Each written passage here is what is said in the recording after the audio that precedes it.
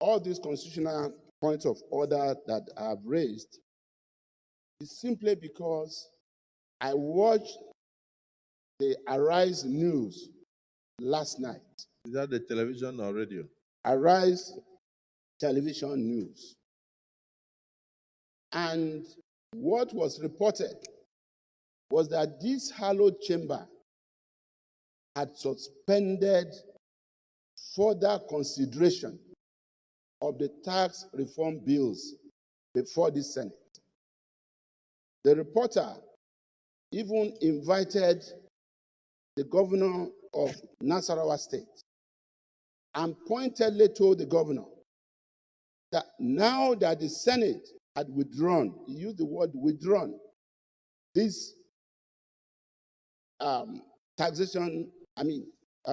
reform bills, which Arise News described as conundrum, suggesting that they were confusing, they were problematic. What would you say, Mr. Governor? Are you happy that these bills have been withdrawn? And the governor said, I am not just happy because the bills have been withdrawn, but I'm happy because this will now give us a chance for all of us to discuss. Sir. Arise News. Yes, sir. Asked the governor of Nasarawa State. Yes. Whether he was happy. Yes, sir. That the tax reform bills had been withdrawn by the Senate. Yes, sir.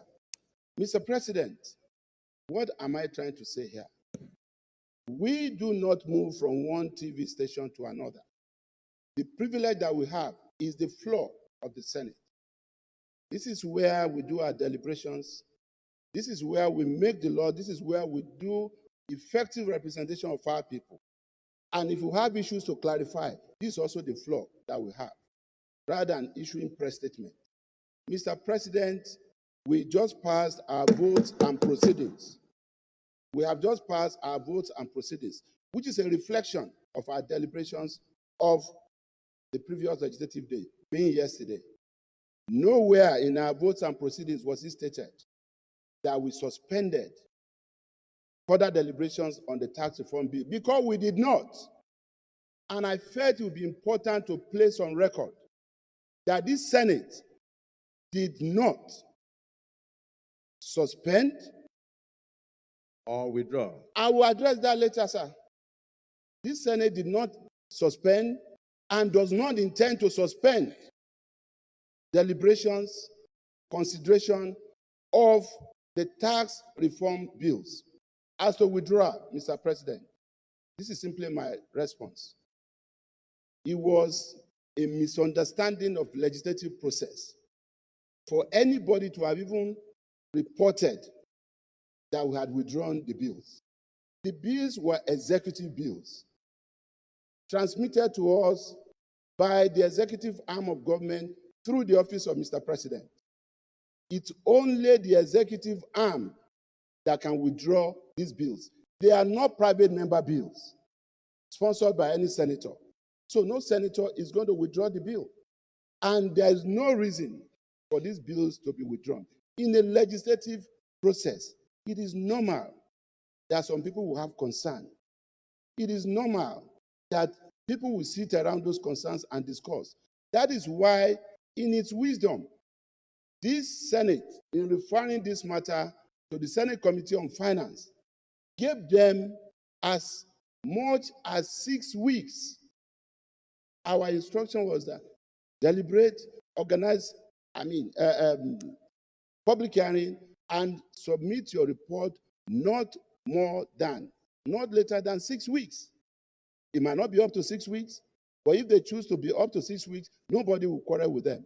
6 weeks is long enough in a country that wants progress for a consensus to be reached, for anybody who has concern to sit down and allow such concern to be addressed in overriding public interest.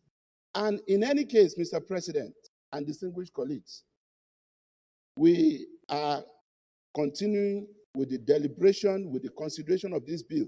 We took all I expected the media to report yesterday, which was well reported by some sections of the media, was that the Senate, at its plenary session yesterday, took a further legislative action in the consideration of the bill. And what was the further legislative action that we took? From northwest of Adamu Aleros through the north central of Abamoros to the southeast of Oji Uzo Kalus, we drew out people, distinguished senators, from each geopolitical zone, and we constituted them into an ad hoc committee to, on our behalf, further interface. We were clear about what we were doing. The Senate Committee on Finance is in charge of public hearing, but we set up an ad hoc committee as a further legislative action to, on our behalf, interface.